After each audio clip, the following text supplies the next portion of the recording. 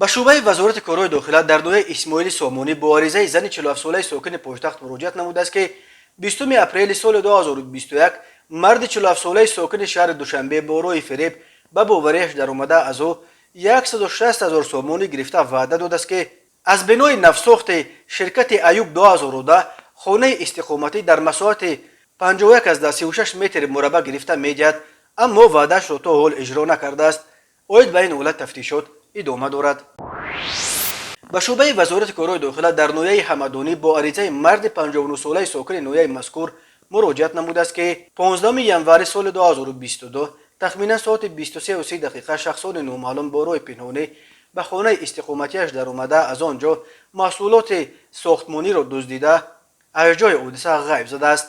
зарари расондашуда 7200 сомониро ташкил медиҳад.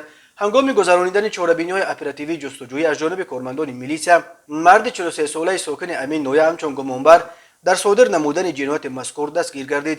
нисбаташ бо моддаи 244 қисми 2 бандҳои А ва Г кодекси ҷиноятии ҷумҳурии Тоҷикистон парвандаи ҷиноятӣ оғоз карда шуда тафтишот идома дорад.